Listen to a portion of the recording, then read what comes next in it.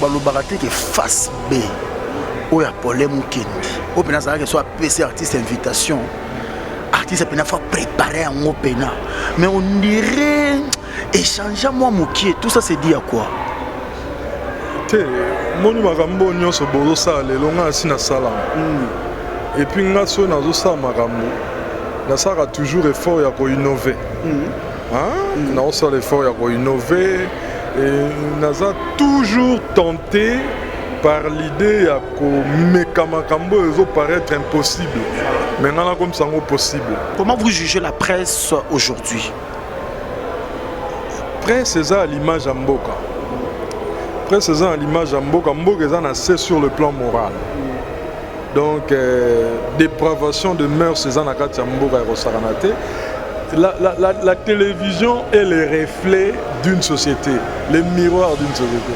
Notre presse, malheureusement, la reflète à travers dépravation.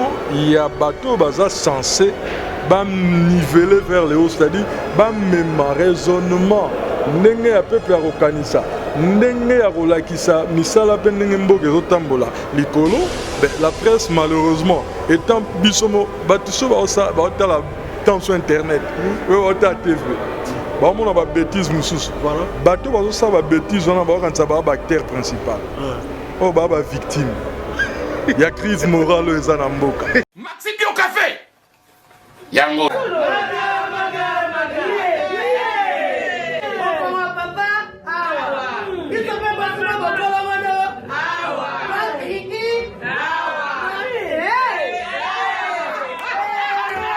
A connaît pas demande Hémorroïde. Oh, il y a diabète. Un année avant. Sous réserve. Yango te. Bon, bah, tu poses à cas, yo, moko.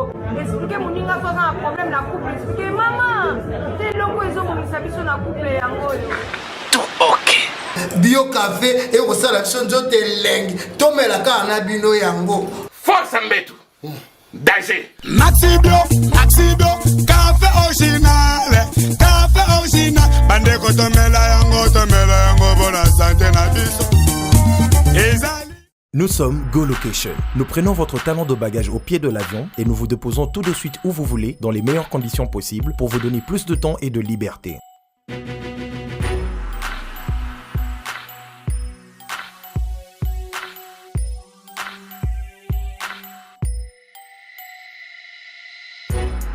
Vous avez le choix entre partager un van à partir de $25 par personne et une berline privée à partir de $50. Ce n'est pas tout, nous vous offrons des prix plus avantageux après votre première consommation de nos services partant de l'aéroport. Notre gamme très variée de véhicules vous accompagne dans tous vos événements pour un meilleur séjour à des prix hors concurrence et ce, 7 jours sur 7.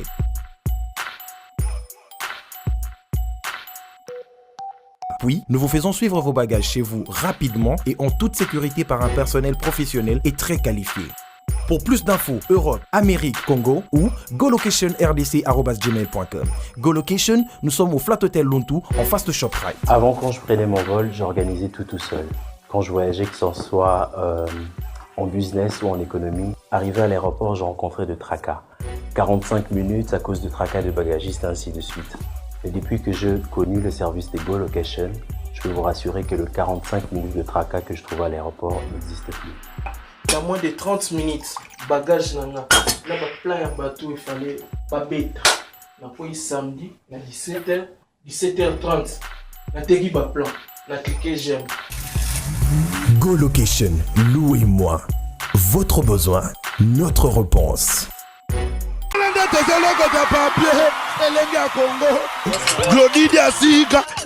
La mignonne. La mignonne. Tresimbelenga bro. Tresimbelenga bro. Kata. Ayo Juvenal mbote pe na bateau nyonso. Balanda Kibala na nzela ya net, c'est un plaisir et un honneur que le longa pe na lobana. Vraiment. Na micro ya Kibala Juvenal. Ça va? Non, calmement, ça va. Ça va. Problème Mukendi, na ki yo moko pena, nde pena to sa pena bo. Bato balobani po na problème Mukendi. Na koyeba nde nini nga mpe nzambe te me nayebi ke batu elo basengaka na nga nasala mosala malamu parce que baza ebele balandaka baza na posa balanda makambo esengeli makambo ya kitoko nga mpe nasalaka oyo bango balobaka. Est-ce que bato balobaka te ke face B oyo ya Paulin Mukendi oyo mpena azalaki so apesi artiste invitation artiste mpena fa préparer yango mpena mais on dirait échanger moi mokie tout ça c'est dit à quoi te moni makambo nyonso bozosala lelo nga asi nasala et puis nga so nazosala makambo nasalaka toujours effort ya koinnove naosala effort ya koinnove et naza toujours tenté par l'idée ya komeka makambo ezoparaître impossible mais nga nakomisa yango possible mais nyonso oyo nasala na oyo naosala lelo naosala yango kaka mais naza plus tenté na kobakisa moi un plus lelo tokomi combien lelo tokomi combien je crois que en plus batu par rapport à nyonso wana baza pe na besoin ya makambo ya sika makambo ya makasi oyo ezokopermettre bon badécouvrir bazala informer différemment et puis en même temps bamonake bakulutu loko ya biso tozotikela bino mpe espace tozopesa bino mpe possibilité par le fait ya kobakisa mayele na mosala esalaki mutu na mutu ase retrouve na esika oyo azali. Ojija bamise congolais comment ntango ajujaka bango te je crois que na observaka bango na appréciaka bango bon après je pense que baza bato oyo bazomérite mingi parce que soko olobi yo non bamise na biso barabo bo pourquoi balela papa wemba ndenge wana pourquoi tilelo peut-être tango baartiste émission na biso baobeta lisolo bakolobake musique na biso eza danger eyebanga mokimomba peut-être banda kosentir yango te mais lelo avec batrace africa chaîne oyo ezozwa na continent mobimba oyo ezolakisa au même moment baartiste ya mboka ya ndenge na ndenge ya afrique bozomonaka même impact ya musique na biso bato bazosalaka impact wana ezala bato bazosala que lelo bainspire musique africaine. Bon, bango peut apporter la rabiso, mais ce sont nos artistes. Donc moi, je crois que je les apprécie énormément, mais je pense qu'au-delà, il faut besoin de conscience. Il y a valeur na bango pe un niveau na bango pour que makamzu soto sepelara nango te zalate. Mouton na moni azu moi conscience. Il y a valeur naé à part musique naé, basé belé mais basé quoi lelo au travers le petit bonbon. Alex Biso vraiment que artiste aza muto oyo ko meme belé na mboka. Malgré embargo oyo ba monsieur bazwa pour na osala ba production na bango na étranger, est-ce que il y a aussi les artistes oyo bazo la fierté ya Congo libanda lelo oyo na monde de la musique congolaise mais basé belé na ba kufa na ba baza en vie te ba baza en vie mais tous oui tous so ba à 3 non na la ligue autant ba comboté mais moi je pense que Baza peut 3 T, Baza plus que pour ceux qui sont à 3. Alors qu'ils sont plus de 3. Non, Baza 3 T, négatif. Baroza ba 10. Mais Elo Nizo Zanga, son artiste congolais, Lelo Oyo. Elo Nizo Zanga, na artiste congolais, pour nangai ezali ba vivre na métier na bang. Donc baliana sueur dona mutoki ya musala na bang. C'est-à-dire droit d'auteur, droit voisin et foutama correctement. Parce que Batouming Tobanga Libanda mais et ça la richesse là-bas. Nana confrère nanga Yves Kambala à contredire c'est les droits d'auteur. Aurora va venir mettre Gimson Sogi va monter Bendara na Bassasem. Et ça blague. Donc ce qui fait vraiment défaut aujourd'hui, les alliés artistes et musiciens à vivre na Mutoki ya Musala nae. À part ça, pour au moni les lots sur lequel Moussala, on sait ce test. Au bas la qui ça maëlo zana. Test on a sur aujourd'hui au mona, bah peso Moussala, ce que ça pose aux autres n'a pas peso moutou kaba voyage nyo sozui. Bah mission na biso to tester bah on a ni. Bah test nyo sozui bah ça là, bah si bah la qui ça que bah comme ma image en boka musika. Mais en retour ils ont quoi? Rien. c'est ce qui leur manque. Comment vous jugez la presse aujourd'hui? Presse, c'est ça l'image à Mboka. Presse, c'est ça l'image à Mboka. Mboka est assez sur le plan moral. Donc, dépravation de mœurs, c'est ça à Mboka et Rosaranate. La télévision est le reflet d'une société, le miroir d'une société. Notre presse, malheureusement, la reflète à travers dépravation. Il y a bateau baza censé niveler vers le haut, c'est-à-dire même raisonnement. Ndenge ya peuple akokanisa, ndenge ya kolakisa misala pe ndenge mboka ezotambola likolo. La presse, malheureusement, étant bisomo batuso baotala tension internet, baotala TV. On a des bêtises, voilà. Bateau, ça va bêtises, on a un acteur principal. Oh, bah, victime. Il y a crise morale aux Anamboka. Je ne sais pas si tu comprends. Voilà, ouais, je comprends. Au moins, on ça là-bas. On a un acteur à film. Or, bah, lobby dans Congo, crise morale est allée. Mais crise, on a fait dans la victime.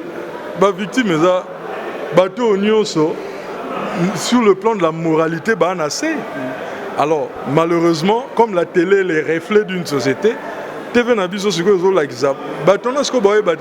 Ils ont réveillé. Mais avec le temps, on a YouTube, la chaîne est effacée par l'image. Et nous savons le victime. Il y a crise morale à Mboka. Peu aux alassons, il m'a renvoyé aussi. Et c'est un peu na base morale acceptable. Alors c'est là que les gens vont se mettre à se gêner. Oh, non, non, ça les gars. Oh, moi, ni ba effacer on a YouTube. Hein, Juvenal. C'est quoi, grand charisme. Juvenal. Na biso, sikoyo tango mona ba febele, ba okata ba bilamba, ba komoso na so na internet, côté ba Yves kuna, côté ba ombala kuna, ba vena kambala, côté kuna na ba sermo boy, ba kata ba forme et tout consort. Sikoyo tango vana rapena yo moko. Et ça ra comment? Ba compte à rendre comment sikoyo na masolo ya micro. Tout le monde a mingi bateau basara makambwana. Bon a rejuger bangote naebi histoire na bangote naebi vraiment ndenge ba comité na niveau anate. Je pense que raison moro faisal. Mais balobara quel que soit kanda, quel que soit likambo lingo bimsana monoko, d'abord il faut tourner ta langue 7 fois. Likambo nyonso rolinga rosala ou bien le banakanda il faut en réserve. Ngana osenga bango quelle que soit la raison etindara bango basa ba biloko wana. Bango mo ba mona une réaction à société. Est-ce que société c'est pelagi nango? Est-ce que société c'est pelagi nango te? Basa l'examen de conscience et puis bayeba ndenge nini ba komona ke liberté ya bango et souki place o ya baninge bango. Et ça rend nécessaire polémique et musique et comme même peu na niveau de justice. Mais justice c'est un ultime recours. Justice c'est ali ce qui entre bino boyo kaneza li susute boyo ko sa so eloko morote. Ko soit na bino et comme il créer problème il y a ordre public. Mais ko senga à un moment médiateur Mogakota. Médiateur en l'État au travers instrument de la justice. Ce qui est singu justice. Pour moi, ce moutou, à tabazo finga nandeni devant juge ba finga na soute. Ce que tali peut bateau ba kenda tribunal. Après tant bazonga bazasunde ba lagite. Donc ce que singi est singi. Mais la tradition nabiso africaine, l'idée c'est mais voilà, la palabre, qu'on palabrer, qu'on dialoguer, qu'on solo là, eh bien si, comme on dit à l'impossible, nul n'est tenu, eh bien, aucune justice. La connaissance na yo na ndengosali na monde ou la presse, ba porte-parole ya ba musicien. Makambo ba yaka oloba na ba télévision ko finga ko insulter ko chrétien. Ezara bango moko ba créer rango, to ezara ke ba zwaka yango e pa ba patron ba groupe na bango. Et on est à désordre mboka. Le jour où Mbogo est aux à Malam, yo, au moment de période que nani père ayaki, a instauré un système où il y a ba fiagoula rabat ba film. Et ça y a un réserve. Bon, Congolais ba tirer le temps ba bétare film beauté, na moi en attendant à Zuba faire, bazomon le roi faiblesse. Je crois que au-delà de tout, c'est le pays. Les jours où les choses vont se calmer, pour moi, Maramoine, c'est aussi là. Mboga a bien été. Batou bazoliate, ils n'ont plus de repères, ils n'ont plus de modèles, ils ne savent plus à quel sens c'est voué. Vous voulez qu'ils fassent quoi? Ils s'énervent, ils disent des bêtises, ils font des conneries. Mais le jour où vraiment Maramboza posé, au monde a payé, et ok, non. On a raison. Même la politique, c'est-à-dire que le pays va mal. Il faut, comme on dit en français, une sorte de réarmement moral. Donc, il faut qu'on naisse de nouveau, renaissance Yamboko. Et ça, soutien au porte-parole, leader Moutouatindaki. Non, c'est tout un pays qui va mal et c'est tout un pays qui doit être reconstruit. Même sur le plan mental. Il ne faut pas voir que les gars, il faut retirer un goudron. Non, non, non, même Moutou, il faut qui s'y va redresser. Merci, grand charisme. Merci, hein, Juvenal. Merci beaucoup, Yaya. Yves Kambala, meilleur V. Merci beaucoup, c'était Juvenal Kibala, le tonton de la presse, de Yamika Baene Bayaya. Et puis voilà, on a essayé par rapport à timing au Nico Mokonza Pesibiso, to Mekeka Kokenomo. Restez toujours branchés avec le tonton de la presse Kibala Chou, Yaba Juvenal, cœur présidentiel, Waterloo. Version Android, projecteur de l'Europe, la diva congolaise de Bruxelles. La plus jolie dame de Belgique. 5 continents à monde dans ces gars, la Philomène Lomingo. Moi, c'est Galita, mais écoute, Kindoki. So courir à la lumière pour bouger, so fouler mon pépé koufi. Ce qui va dire, qui balachou le tonton de la presse. Je dis merci à celui qu'on appelle le président OG Fanfan Longa. Fanfan Longa, le président AG Fanfan Longa. Je dis merci à Maître Pichouka GB, mon cher ami, mon vieux de Katimini quoi. Fania Star Mokonza Basouari, James Kabenge le papa Abraham. L'expression de la beauté, tu vois ce qu'on a Paris. Oma beauté, Kindoki. La joie Pichouna Mado, Bibi Yowali Bitalo. To ken États-Unis, to moni Joël Basunda, là où repose la confiance. Hey, Mokonzi.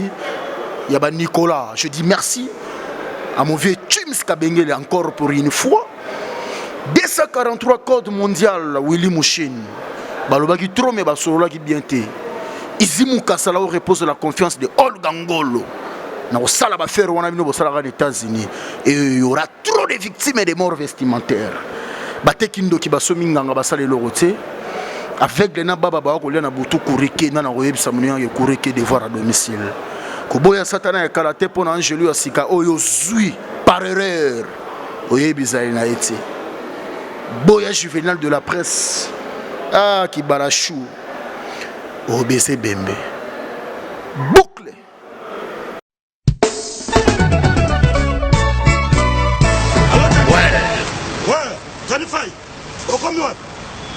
Aux allons la gare du Nord. Bon, tout justement, soit métro ligne 4, qui est la marcade poissonnier. Bandaka komata, nettozo ya Château Rouge. Oyango, awatoza, et ça entre marcade poissonnier, na métro Château Rouge. Bandaka komata, en face, il y a magasin Carrefour Market, en face, Batalana, au monde drapeau, il y a RDC Congo. Komona awa toza ezaka wana sala rapide nazo zela yo franco na bango tani fai eloko leki libumu ezate nazo zela yo à tout à l'heure.